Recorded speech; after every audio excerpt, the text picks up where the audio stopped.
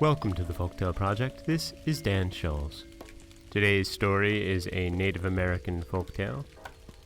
This is The Badger and the Bear. On the edge of a forest there lived a large family of badgers. In the ground their dwelling was made. Its walls and roof were covered with rocks and straw. Old Father Badger was a great hunter. He knew well how to track the deer and buffalo. Every day he came home carrying on his back some wild game. This kept Mother Badger very busy, and the baby badgers very chubby. While the well-fed children played about digging little make-believe dwellings, their mother hung the thin sliced meats upon the long willow racks. As fast as the meats were dried and seasoned by the sun and wind, she packed them away carefully in a large, thick bag. This bag was like a huge, stiff envelope, but far more beautiful to see, for it was painted all over with many bright colors. These firmly tied bags of dried meat were laid upon the rocks in the walls of the dwelling. In this way they were both useful and decorative. One day, Father Badger did not go off for a hunt. He stayed at home, making new arrows. His children sat about him on the ground floor. Their small black eyes danced with delight as they watched the gay colors painted upon the arrows. All of a sudden, there was heard a heavy footfall near the entranceway. The oval-shaped door frame was pushed aside. In stepped a large, black foot with great big claws. Then the other clumsy foot came next. All the while, the baby badgers stared hard at the unexpected comer. After the second foot, in peeped the head of a big black bear. His black nose was dry and parched. Silently, he entered the dwelling and sat down on the ground of the doorway. His black eyes never left the painted bags on the rocky walls. He guessed what was in them. He was a very hungry bear. Seeing the racks of red meat hanging in the yard, he had come to visit the badger family. Though he was a stranger, and his strong paws and jaws frightened the small badgers, the father said, How, friend? Your lips and nose look feverish and hungry. Will you eat with us?" "Yes, my friend," said the bear. "I am starved. I saw your racks of fresh red meat, and knowing your heart is kind, I came hither. Give me meat to eat, my friend." Hereupon, the mother badger took long strides across the room, and as she had to pass in front of the strange visitor, she said, "Ah, Han, allow me to pass," which was an apology. "How?" replied the bear, drawing himself closer to the wall and crossing his shins together. Mother Badger chose the most tender red meat, and soon, over a bed of coals, she broiled the venison.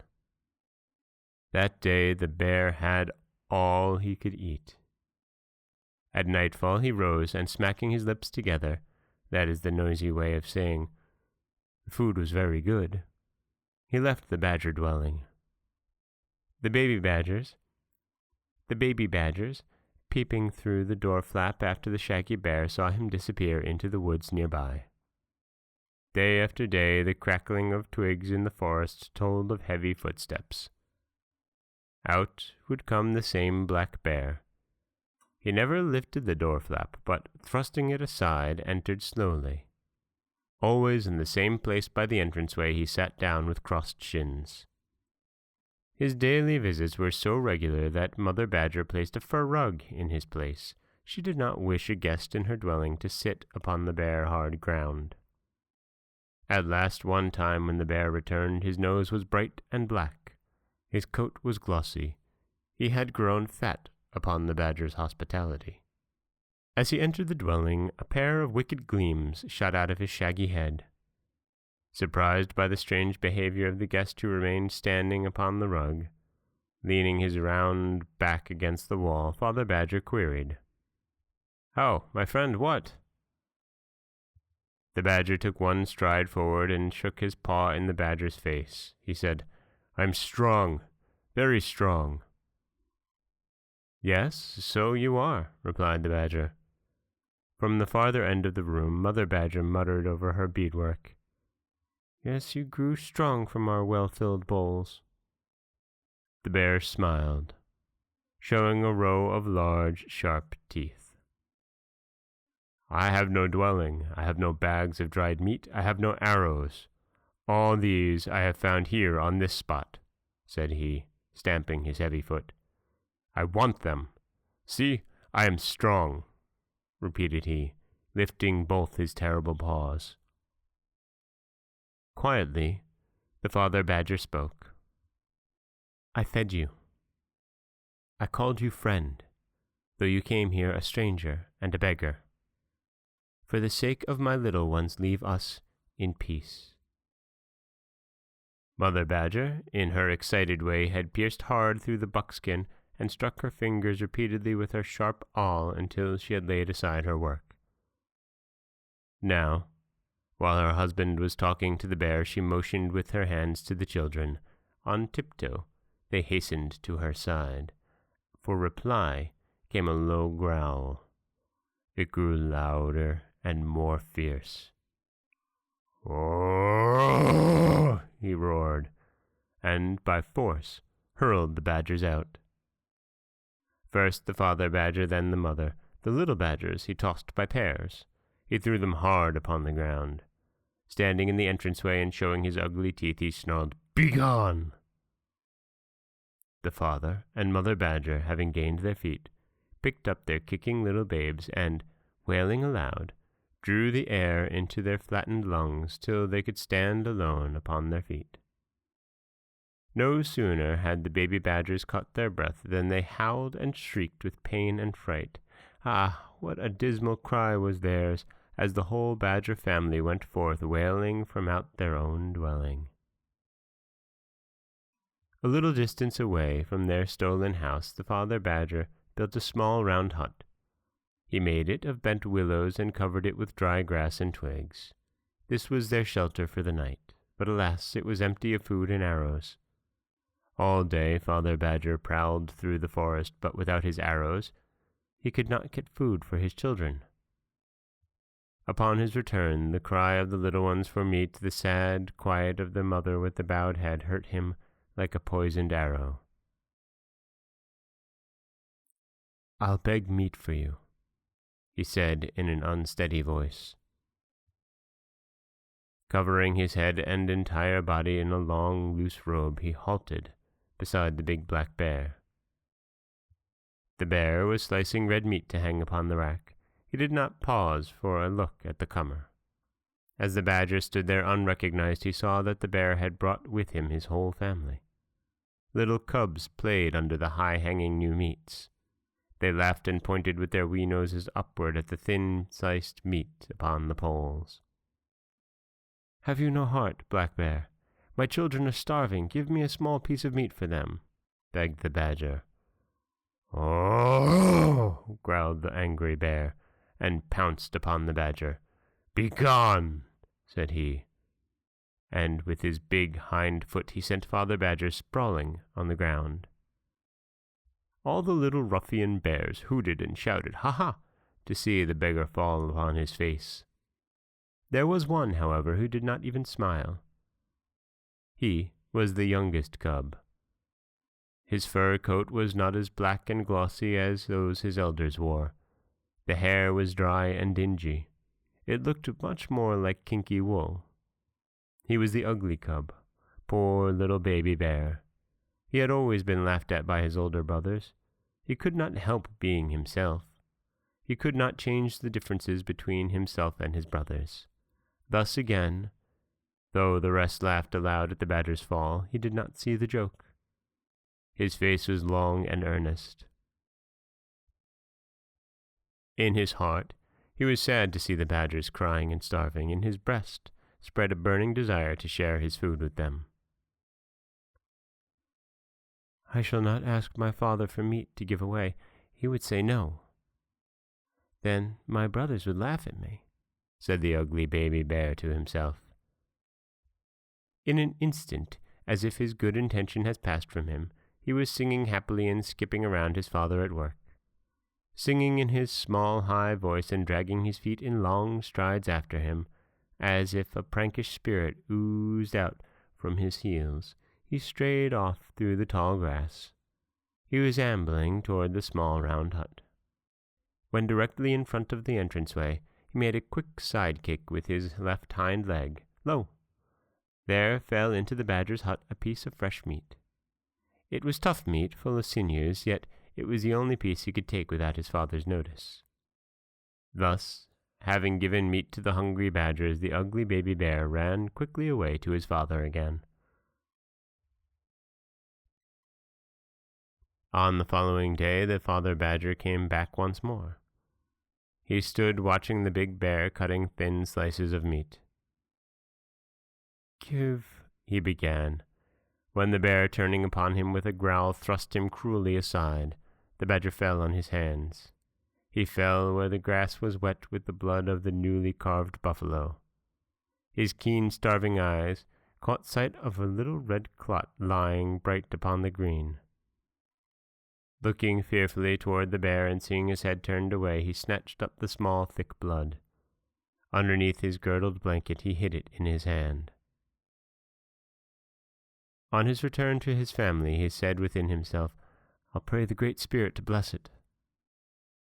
Thus, he built a small round lodge. Sprinkling water upon the heated heap of secret stones within, he made ready to purge his body. "The buffalo blood, too, must be purified before I ask a blessing upon it," thought the badger. He carried it into the sacred vapor lodge. After placing it near the sacred stones, he sat down beside it. After a long silence, he muttered, "Great Spirit, bless this little buffalo blood." Then he arose, and with a quiet dignity stepped out of the lodge. Close behind him someone followed. The badger turned to look over his shoulder, and, to his great joy, he beheld a Dakota brave in handsome buckskins. In his hand he carried a magic arrow. Across his back dangled a long fringed quiver. In answer to the badger's prayer, the avenger had sprung from out of the red globules. "My son!" exclaimed the badger, with extended right hand. How, father?" "How, father?" replied the brave. "I am your avenger." Immediately, the badger told the sad story of his hungry little ones and the stingy bear. Listening closely, the young man stood looking steadily upon the ground. At length, the father badger moved away. "Where?" queried the avenger. "My son, we have no food. I'm going to beg again for meat," answered the badger. "Then I go with you," replied the young brave. This made the old badger happy. He was proud of his son. He was delighted to be called father by the first human creature. The bear saw the badger coming in the distance. He narrowed his eyes at the tall stranger walking beside him. He spied the arrow. At once he guessed that it was the avenger of whom he had heard long, long ago. As they approached, the bear stood erect with a hand on his thigh. He smiled upon them. "How, badger, my friend? Here is my knife. Cut your favorite piece from the deer," said he, holding out a long, thin blade. "How?" said the badger eagerly. He wondered what had inspired the big bear to such a generous deed.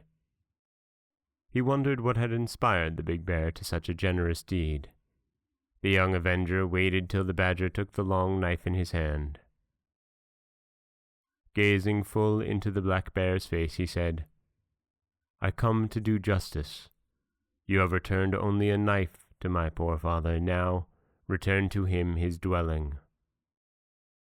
His voice was deep and powerful. In his black eyes burned a steady fire. The long teeth of the bear rattled against each other, and his shaggy body shook with fear. "Aho!" cried he, as if he had been shot. Running into the dwelling, he gasped, breathless and trembling. "Come out, all of you! This is the badger's dwelling. We must flee to the forest for fear of the avenger who carries the magic arrow." Out they hurried, all the bears, and disappeared into the woods. Singing and laughing, the badgers returned to their own dwelling. Then the avenger left them. "I go," he said in parting. "I go over the earth."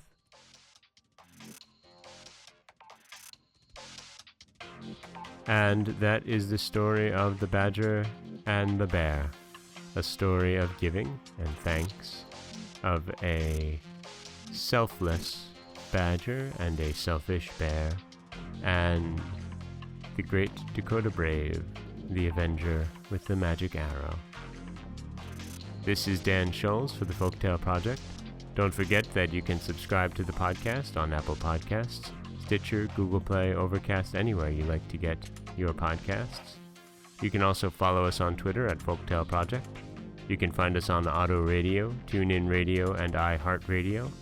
And you can always head over to folktaleproject.com, where you'll find a new story waiting for you every weekday morning. Thanks for listening.